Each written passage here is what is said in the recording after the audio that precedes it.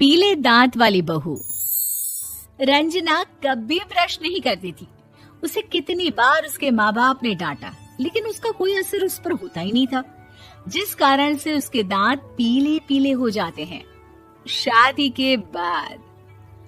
अरे बहू, वैसे तो तुझ में कोई कमी नहीं है, पर तेरे दांत इतने पीले कैसे हैं बेटा?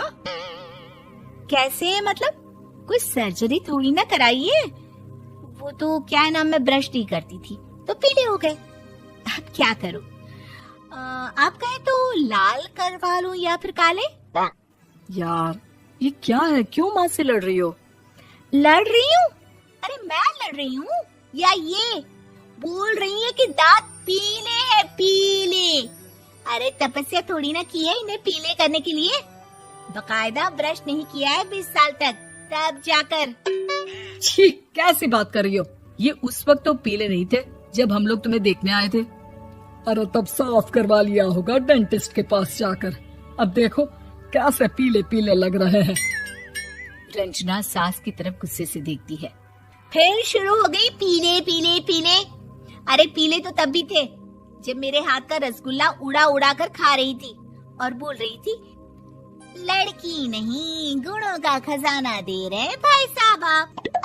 खैर, अब वो लोग करते भी तो क्या करते, पीले दांत वाली बहू पल्ले पड़ी थी तो झेलना तो था ही। एक दिन कीर्तन में रंजना गाना गा रही थी। अरे कमला बहन, माँ का द्वार है, यहाँ तो सब शुद्ध होकर आते हैं, फिर अपनी बहू को ब्रश भी नहीं करवाती तुम। दूर से पीले पीले दांत भक्ति में बाधा उत्पन्न कर रहे हैं। अरे कोई 2 साल के बच्ची थोड़ी ना लेकर आई हूँ मैं बहू बनाकर। अच्छी खासी लड़की है, अरे कैसे करवाऊं ब्रश? ये तो उसे खुद करना चाहिए ना।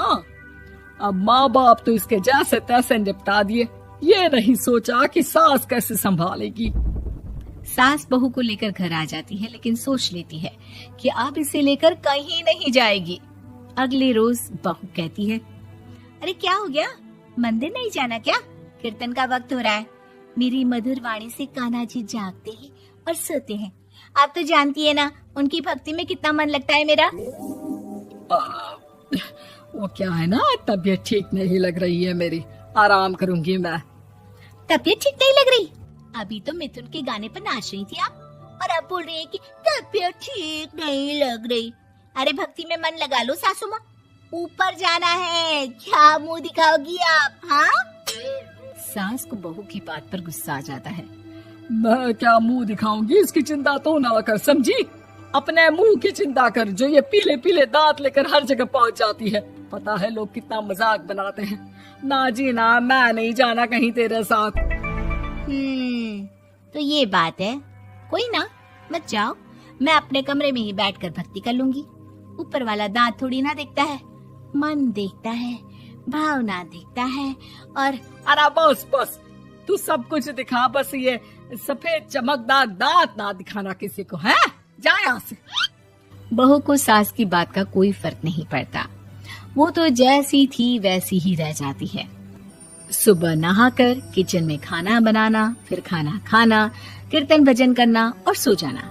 एक दिन, माँ जी मैं सहेली के घर जा रही हूँ, शाम को लेट आऊंगी। हाँ हाँ तो जाना, मैंने कौन सा तेरी आरती करनी है घर पर बैठकर।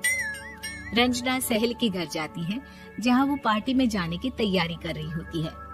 अरे शिखा, कहाँ जाने की तैयारी कर रही है? मैं गलत वक्त पर आ गई क्या? अरे नहीं यार, उल्टा सही वक्त पर आ गया। मैंने ये साड़ी और ज्वेलरी निकाली है यार, शाम को इनके ऑफिस की एक पार्टी में जाना है। बताना कैसा लग रहा है ये सब?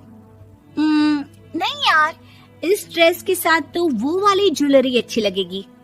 हाँ हाँ सही बोल रही है, मैंने ध्यान ही नहीं दिया। वैसे तो हमेशा से मस्त फैशन सेंस रखती है। तो बड़ा जाती होगी ना पति के साथ पार्टी में। रंजना कुछ नहीं बोलती, बस सोचती है कि यार काश ये बात सही हो जाती, पर मैं क्यों नहीं जाती पार्टी में? क्या इन लोगों की कोई पार्टी होती नहीं होगी? रंजना घर आती है और रात में पति से सवाल करती है, एक बात बताइए, आप मुझे किसी पार्टी में क्यों नहीं ले जाते? क्या आपकी यहाँ ऑफिस में पार्टी नहीं होती? पति बेचारा क्या कहता कि दांत पीले हैं तुम्हारे इसलिए। अरे कोई पार्टी होती नहीं हम लोगों के ऑफिस में, तो कहाँ से लेकर जाऊं? और मार्केट, मॉल, कहीं वीकेंड घूमना, कहीं तो। अरे यार सारे हफ्ते में एक छुट्टी मिलती है, तो सोचता हूँ कि आराम ही कर लूं। क्यों? रंजना मन मार के रह जाती है। पहले कभी सास के साथ मंदिर जाया करती थी, लेकिन वो भी सास ने ले जाना बंद कर दिया। घर बैठी बैठी रंजना बोर हो जाती है। तभी उसे आइडिया आता है और वो मायके जाने का सोचती है। सासू माँ, 2 दिनों के लिए मम्मी के घर जा रही हूँ। अच्छा ठीक है, आराम से जा। और हाँ, माँ से कुछ अच्छी आदत सीख कर आना कि कैसे शरीर के हर भाग की तरह दांतों की सफाई भी जरूरी होती है, समझी?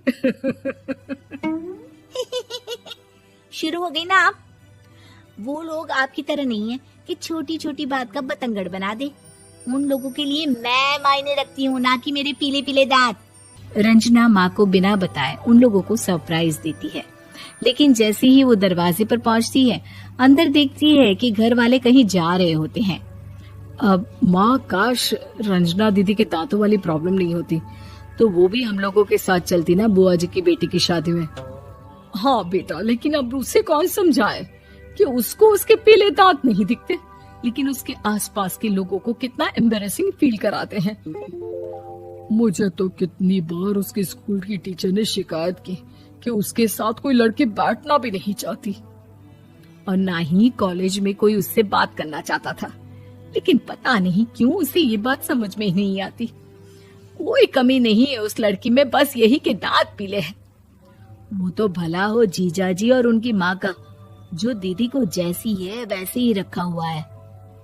रंजना को अपने घर वालों की बात सुनकर बहुत दुख होता है।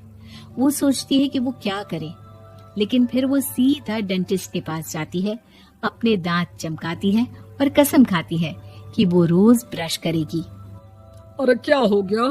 तुम तो 2 दिनों के लिए गई थी ना, पर कोई ना, अच्छा है, चलो आ गई तो। रंजना सास के सामने आकर खड़ी हो जाती है और पूरी स्माइल करती है, उसके चमकदार दांतों को दिखाती हुई। हैं? चले मंदिर।